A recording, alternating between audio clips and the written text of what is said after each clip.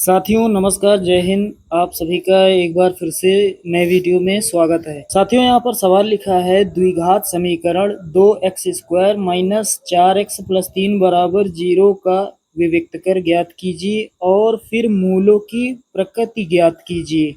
साथियों ये जो सवाल है ये क्लास 10th का सवाल है। क्लास 10th के बोर्ड एग्जाम में भी इस तरह के सवाल कई बार पूछे जाते हैं, यानी अक्सर बोर्ड एग्जाम में इस तरह के सवाल आते रहते हैं। तो चलिए हल करते हैं इस सवाल को। बहुत ही आसान सवाल है।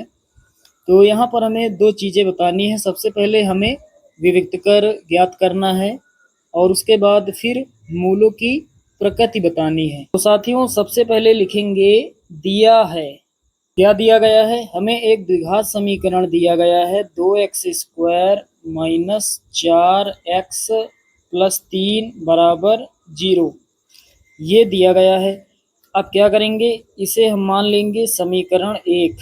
उसके बाद क्या करेंगे, ये जो समीकरण 1 है इसकी तुलना हम करेंगे द्विघात समीकरण का जो व्यापक समीकरण होता है। तो यहाँ पर लिखेंगे समीकरण 1 की तुलना ax² plus bx plus c बराबर 0 से करने पर। अब यहाँ पर तुलना करके ए बी सी के मान निकाल लेते हैं। x² के बराबर है तो a बराबर कितना होगा, 2 होगा। a बराबर कितना, 2। उसके बाद x के बराबर है तो b बराबर कितना होगा, 4 होगा। आगे माइनस लगा है तो माइनस सहित लिखेंगे। b का मान कितना हो जाएगा, -4। उसके बाद c क्या है, अचर पद, और यहाँ पर अचर पद है 3, तो c का मान कितना हो जाएगा, c का मान हो जाएगा 3। अब साथियों विविक्त कर निकाल लेते हैं।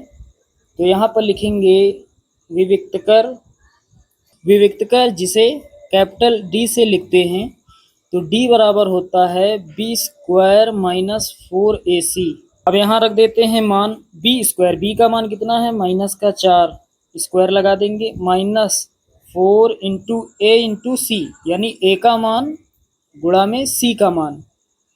अब आगे हल करते हैं। माइनस है, ऊपर सम संख्या है, माइनस हट जाएगा, 4 का स्क्वायर 16 होगा। उसके बाद माइनस लगाएंगे, 4 दूना 8, 8 त्रिके कितना हो जाएगा, 24। अब 16 में घटाएंगे 24, माइनस वाली संख्या बड़ी है तो आगे साइन माइनस का रहेगा। अब 24 में 16 घटाएंगे, कितना बचेगा, 8 बचेगा। तो यहाँ पर D का मान हमें प्राप्त हुआ है -8। D का जो मान आया है ये हमें ऋणात्मक मान प्राप्त हुआ है। तो हमने विविक्त कर निकाल लिया है, कितना प्राप्त हुआ है, -8, जो कि ऋणात्मक है। अब यहाँ से हम मूलों की प्रकृति भी आसानी से बता सकते हैं। तो यहाँ पर लिखेंगे चूंकि D का जो मान है वो छोटा है 0 से छोटा, अर्थात माइनस में। D का मान माइनस में प्राप्त हुआ है, यानी D का मान छोटा है 0 से। इसलिए मूल काल्पनिक होंगे।